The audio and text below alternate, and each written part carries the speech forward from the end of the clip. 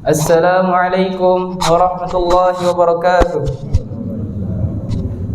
Innal hamdalillah nahmaduhu wa nasta'inuhu wa nastaghfiruh wa na'udzu billahi min shururi anfusina wa min sayyiati a'malina. May yahdihillahu fala mudilla lahu wa may yudlilhu fala hadiya lahu. Asyhadu an la ilaha illallah wa asyhadu anna Muhammadar Rasulullah. Amma ba'du. Jamaah salat subuh yang dirahmati oleh Allah Subhanahu wa taala, perkenankanlah kami di pagi kali hari ini kami akan membacakan salah satu hadis dari Rasulullah sallallahu alaihi wasallam yang bertema antara kefakiran dan kekayaan. Di muka bumi ini tak ada manusia yang mau hidup dalam kefakiran atau miskin. Tapi kefakiran itu tak bisa dihindari jika Allah Subhanahu wa taala menghendaki terjadi pada seorang hamba. Masalah utamanya adalah bukan menjadi fakir atau kaya, sebab keduanya pun punya resiko yang sama, yakni pertanggungjawaban di sisi Allah Subhanahu wa taala.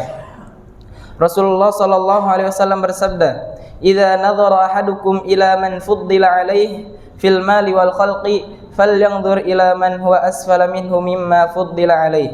Yang artinya, jika salah seorang dari kalian melihat orang yang lebih unggul dalam harta dan tubuh, maka hendaknya ia melihat kepada orang yang di bawahnya, yakni orang yang ia ungguli. Hadis riwayat Al-Bukhari dan Muslim.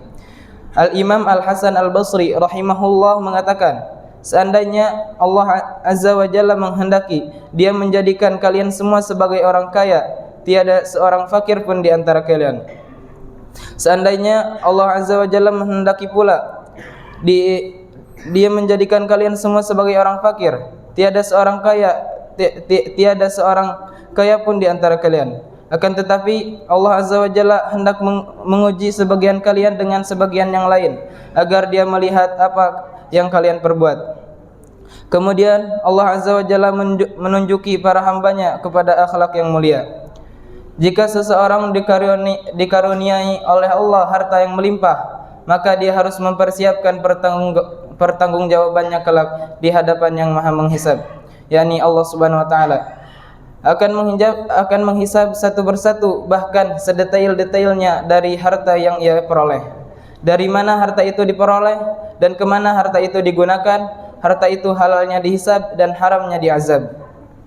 Sebaliknya, jika Allah menghendaki hambanya hidup dalam kefakiran, maka ia pun harus mempertanggungjawabkan tentang kefakirannya kelak di hadapan Allah Subhanahu wa taala. Apakah dengan ujian kefakiran itu dia mampu bersabar, banyak berdoa dan tawakal kepada Allah yang Maha Kaya lagi Maha Memiliki. Sungguh Islam telah menyeru orang-orang fakir sebagaimana ia menyeru orang-orang kaya, supaya mereka mendidik jiwa mereka agar menjadi jiwa yang kaya, dengan mengekang nafsunya, mengaturnya sehingga bisa menggapai sifat qanaah dan ridha terhadap pemberian Allah Subhanahu wa taala. Rasulullah sallallahu alaihi wasallam bersabda, "Ridholah dengan apa yang Allah Azza wa Jalla berikan untukmu, maka engkau akan menjadi manusia terkaya." Hadis riwayat At-Tirmidzi. Semoga Allah Subhanahu wa taala menjadikan kita selalu bersyukur atas nikmat yang diberikan, ridha terhadap ketentuannya dan sabar dalam menghadapi ujiannya. Amin. Mungkin hanya ini yang dapat kami sampaikan. Sebelum kita akhiri pembacaan hadis di pagi kali hari ini, alangkah baiknya kita bermunajat kepada Allah Subhanahu wa taala.